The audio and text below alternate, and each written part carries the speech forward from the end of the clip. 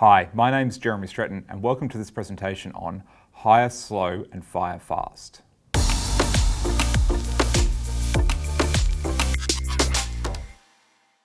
So my name's Jeremy Streten and I'm a lawyer. I run a law firm, SMS Law, based in Caboolture and an office in Brisbane. And I'm doing this presentation today of Hire Slow and Fire Fast to help set you up for the correct process in how to hire the right team for your business.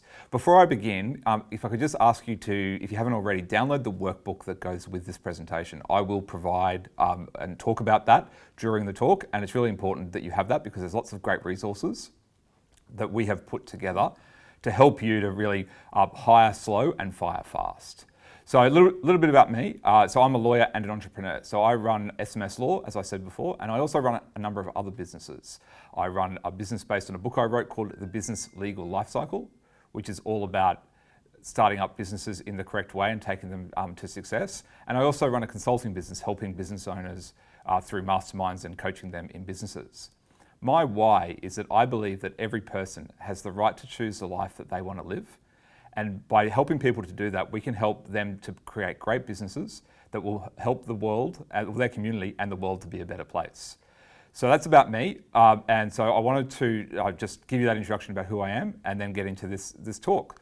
So this slide talks about the fact that it's 15% of employees are engaged at work. So that's a study by Gallup, who's a worldwide pollster.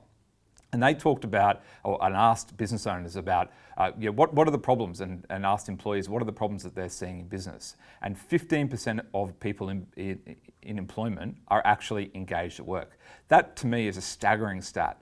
It shows that there is a huge divide between business owners and employees, and that there's a real engagement problem with employees in their business. And it really is the reason why you need to take a really slow process to hiring people, and then if they're not working out, make the decision early and get rid of them as quickly as you can. So I'm going to talk about 3 different topics today. I'm going to talk about what to look out for when you hire someone and how to do that process, not necessarily slowly, but methodically, and to actually cover as much areas as you can. I'm going to talk about the process and documentation that you need to have in place when you hire someone. And I'm also then going to talk about firing fast, but also doing it right. Because there's lots of people who fire people and they just don't get it right. They cause themselves problems, and the only people who end up winning at the end of the day are the lawyers, and we don't want that to happen to you. So the first topic is what to look out for when you hire. So there are a bunch of things you need to look out for, but what you need to do is really look at the right person for the job. There's a great saying from Richard Branson that you should hire on attitude and you can train the rest. I have employed many people over the years, and I've seen that play out time and time again, that if you have someone with a great attitude, it really doesn't matter what their skill set is. Obviously there's got to be a minimum requirement of skill level. Say for a lawyer, they have to be have a law degree, or an accountant needs an accountancy degree. So there's a minimum skill requirement, but at the end of the day, what matters is their attitude and whether or not they're going to be the right person for that job. So you need to make sure that you hire on attitude, and then you can train the rest. So here I wanted you to have a look at the workbook. So if you pull that up, and if you can go to page 2 of the workbook, you'll see that we've given you here, part 1, what to look out for when you hire someone.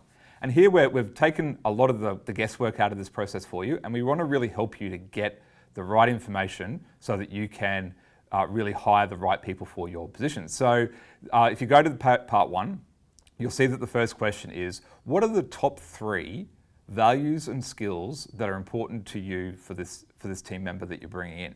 And here we've set out 8 different skills and values that we see as important for a hire, and that you should too. And these are things like dedication, confidence, reliability, their ability to work in a team, independence, leadership, self-awareness, and their integrity. And then what we've done is, if you have a look at the workbook, under part 2, we've included example questions and what to look out for. So for instance, under dedication, we've included a question which is, tell us about a time that felt like you had too many responsibilities. What did you do to manage that? Now this is a question and the value of dedication. So then we've given you what to look out for in the answer. So here you're looking for, what are their commitment to time management skills? Do they have interpersonal skills? What's their communication like? Will they ask for help, or will they just try and go their own way with their role, or making decisions on their own? And really, I can't give you a 100% way of saying, this is the way that you need to do it, and this is the right response, because there is no right response. It's more an art than a science. It's an art because you need to look at the response that you get from the person, and then you make a judgment call based on whether or not you think that that person has the right fit for you. So here what we've done, as I said, is we've given you a bunch of different questions. If you have a look at that, it's on the next few pages, that really fall into what areas are important to you. So if you say that leadership's important to you, we've given you 2 questions, and for each of these, we've given you 2 questions that you can use in the interview process. Now, in that process, we've also included a bonus question, and it's one that I think that every business owner should ask team members when they go to employ them. And that's, tell us about yourself, or how would somebody describe you in 3 words? Now, that might sound like a really innocuous question, and it might sound like a question, well, what does that mean? But here, you really want someone who talks about teamwork. You want someone who has good communication skills, wants to be a leader, and wants to be a learner. I'm very big on this fact that there's people out there who love to learn, and they love to learn. They might listen to podcasts, they might read, they might just be willing to learn just from their boss or from other team members. If they're not, then they can be a problematic employee going forward, because they'll think that they know everything and they won't be able to go forward. So you need to listen to their response. Again, it's an art, not a science. The art form is in understanding that what you're looking for is what resonates with you, what sounds good, and then seeing how that person goes.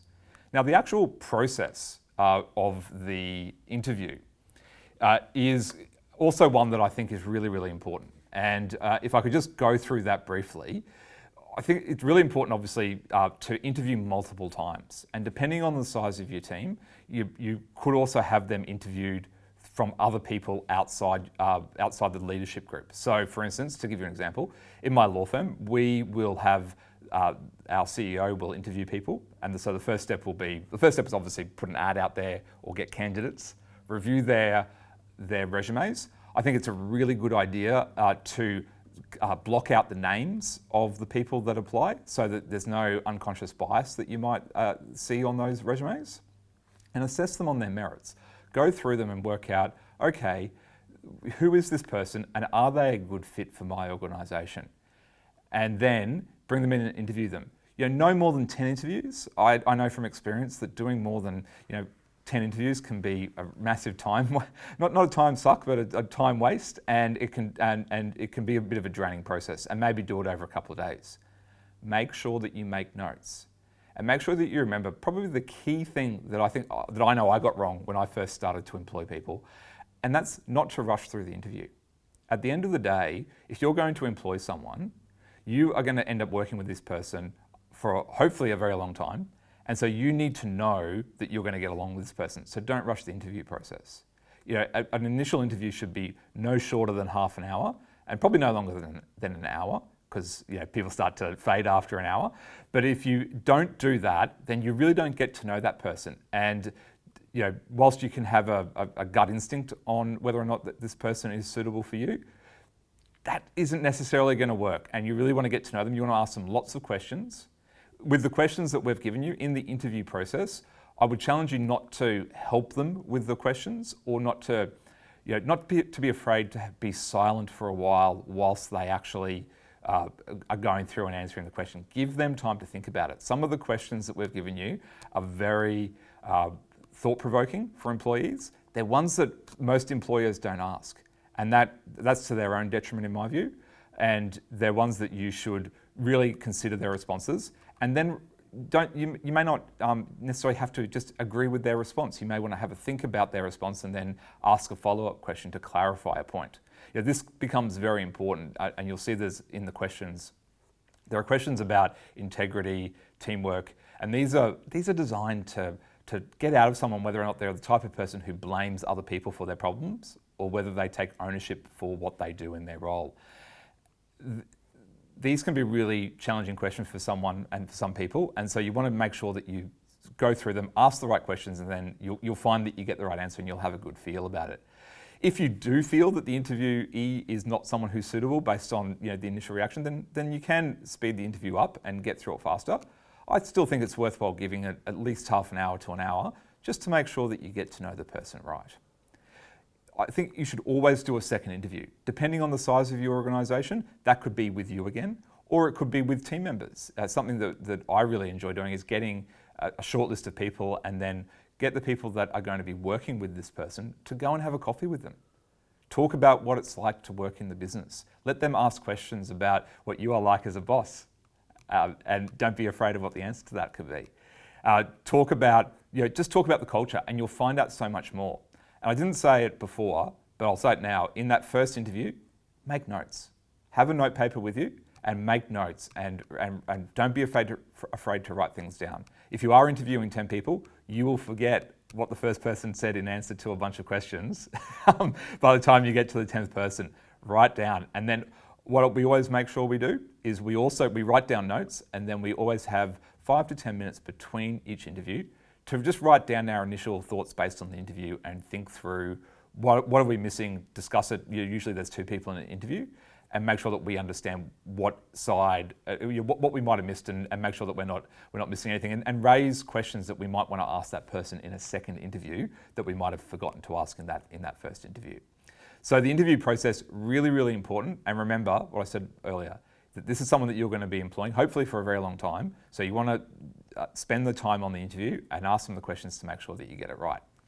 Then, in the presentation, we talk about documentation. So as a lawyer, I always have to make sure that we talk about the right questions, and also documenting the employment right.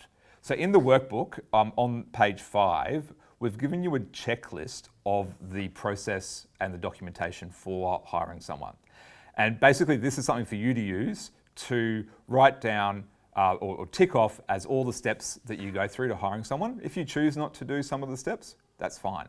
But go through each of those items and check them off, and make notes on the page so that you can understand what you're doing and document that process. Always get a contract. Now, that's not just me as a lawyer, because we draft them. Getting a contract in place is so important, because when you hire someone, everything's good. You're really happy. Everyone's going to move ahead. Everyone knows what they're going to do. But if something goes wrong, and unfortunately it does go wrong, a contract helps define what happens in that situation.